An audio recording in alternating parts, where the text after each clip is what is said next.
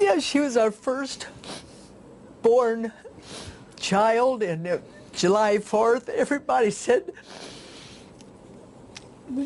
she'll be a firecracker, she'll be born on July 4th, and she was, and she always was a firecracker. She disappeared suddenly one day, and after she did not appear for her work at the local diner, a missing case report was filed by her family. But only after 4 days of filing the report, her body was found in the trunk of an abandoned junk car.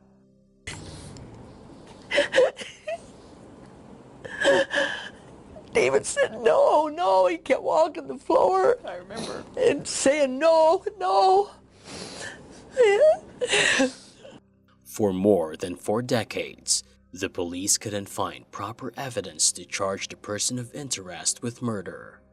When her husband decided to look for her after she did not reach home on time, he made an unfortunate discovery. Her partially clothed, bludgeoned body was found lying in the yard of the property that she was supposed to show to a client on the same day. Not only had she several times, her body was in absolute distress. In this video, we'll look at 2 such cold cases that were solved decades after the crime was committed. These will make you ponder what might have occurred if technology had not advanced. So without making you wait any further, we present you with 2 cold cases that were ultimately solved in 2021, a long time after the actual crime had been committed.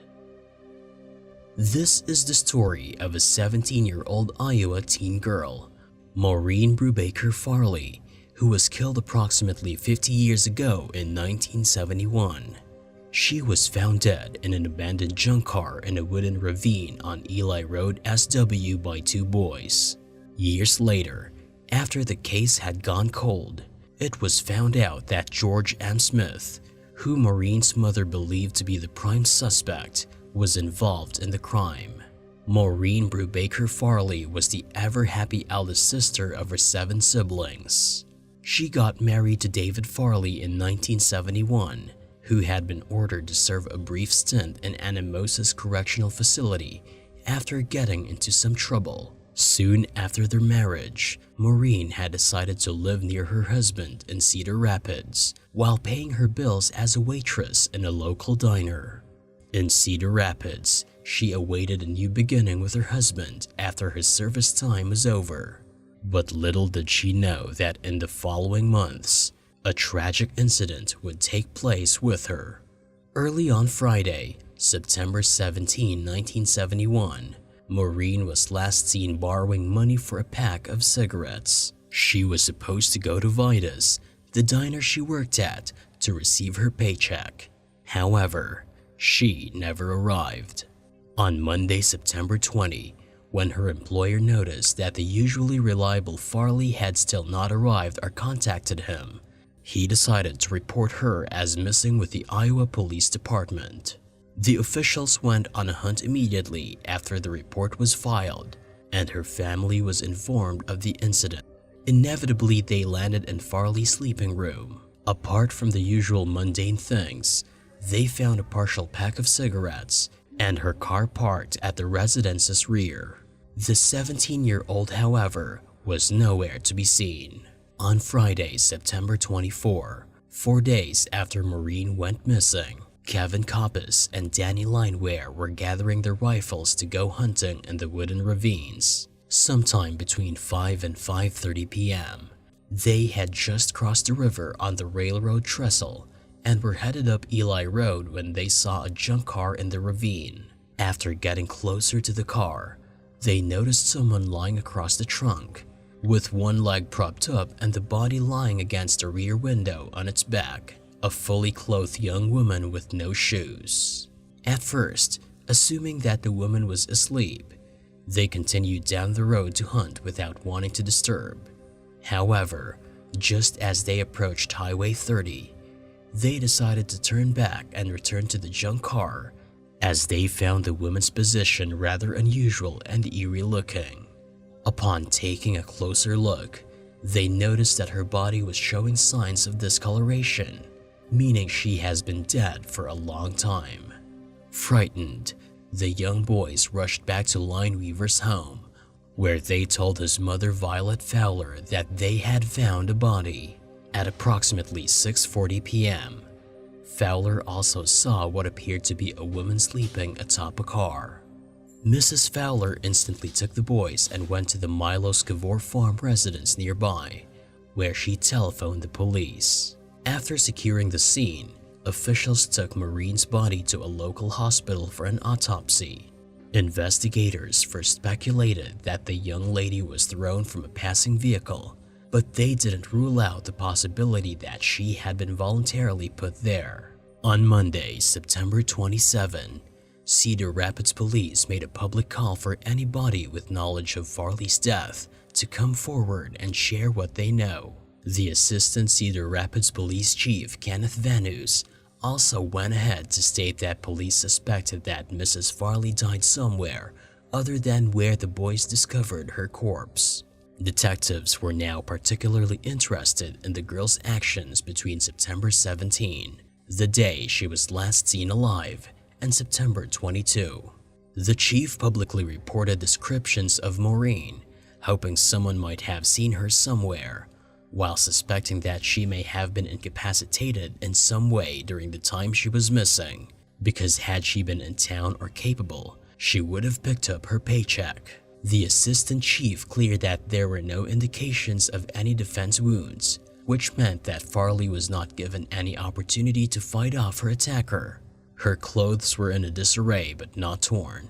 Upon further examination of her body, a blunt trauma to the side of her head was discovered, which pointed to a surprise attack. More investigation attempts reveal that several items were missing from the victim's sleeping room, including her pairs of shoes and a brown vinyl-colored bag, which contained her driver's license, usual makeup articles, a leather wallet, rent receipts, and a pad she carried to make notes. Vanus also reported that out of all the clothing articles, only the shoes were missing, but her feet were clean, which indicated that she hadn't been going barefooted when she died. Finally, the autopsy reports were out, showing no major signs of assault except for the skull fracture that resulted in her death.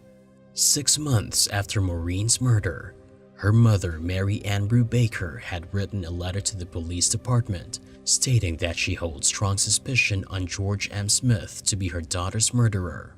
The police started extensive interrogations and lie detector tests of numerous suspects, including George Smith. But over time, they had to clear the name of other suspects and Smith because no clear evidence was found against them. DNA testing in 1971 was still not advanced enough and did not reveal any new clues or leads for the police. Eventually, the case went cold and was brushed under the carpet. It was only now, 50 years on, that investigators were able to match Smith's DNA to the suspect's profile after tracking down one of his relatives. But unfortunately, Smith was not charged for murder because he died in 2013, aged 94.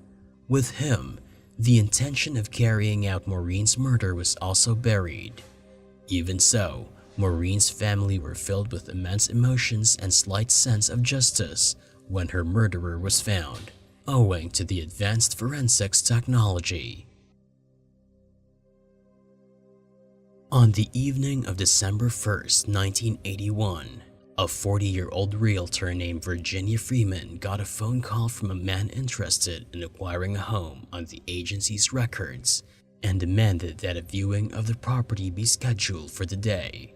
The man, who did not identify himself, did not ask for Virginia by name.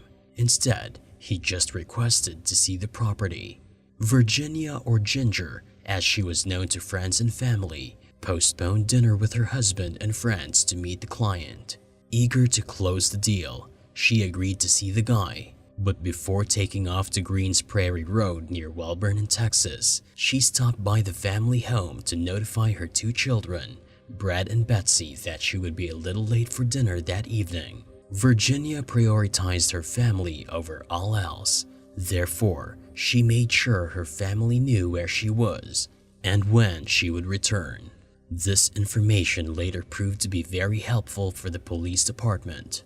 When Virginia did not come home by 6 p.m. that evening, her husband Charles became anxious and phoned the real estate firm to discover that none of her co-workers had seen her in the previous 4 hours. They informed him that she left at 2 p.m. to see a man with a country accent at a property and had not returned. Charles and a companion went to search for Virginia along Greens Prairie Road, and it wasn't long before they found Virginia half dressed and dead in the yard of the property. The police were immediately informed. The crime scene was enclosed and the investigations began. Upon examination of the scene, it was discovered that the earth around her body was raked with scratches, indicating signs of a struggle. The killer's DNA was discovered beneath her fingernails, and the body was sent for autopsy. The autopsy results revealed the cause of Mrs. Freeman's death. She had been in the neck 11 times and choked with such force that her neck was actually broken. She had also been struck across the head multiple times with a blunt instrument like a rock or a slab of concrete. Investigators came to the conclusion that Virginia had not even entered the property with a prospective customer who had brought her out to the secluded spot earlier that day. Police scoured the area extensively, and Brazos County Crime Stoppers offered a $1,000 reward for information leading to the arrest of a suspect in Mrs. Freeman's murder. Residents were requested to come forward if they spotted Virginia driving her white station wagon near Greens Prairie Road that day, and neighboring businesses were asked if they'd seen a suspicious male, maybe bleeding, enter their facilities at any moment on December 1st. Police created a composite sketch of a suspected suspect based on witness testimonies. The photograph was widely disseminated, but no one was ever caught for the crime, and the case finally went cold, remaining so for more than 3.5 decades. Later, modern technology helped in painting a more visually precise image of the slayer using a forensic DNA analysis service. When they put the killer's DNA from the Virginia Freeman case through the database, they discovered 2 female relatives of the murderer. This revelation sparked the hunt for the murderer, and after hours of genealogy investigation, a guy named James Otto Earhart was found to be a likely suspect in Mrs. Freeman's murder. He was identified as the murderer on June 25, 2018, 36 years after her death. Earhart is also responsible for the kidnapping and death of Candy Kirtland, a 9-year-old child. On August 11, 1999, he was convicted, condemned, and executed by capital injection. Owing to the advanced forensics technology, Virginia's family could finally have justice for an innocent killing. So guys, what do you think about these 2 cold cases which took decades to come to a proper resolution? Do cold cases in which the killer has already died of natural causes actually provide any sense of justice to the victim? Do the families actually heal further after it has been years since they lost an innocent loved one? Let us know your thoughts in the comments below. If you liked the video, hit that like button, share this video, subscribe to our channel, and hit the bell icon to never miss an update on whenever we come back with more interesting cold cases.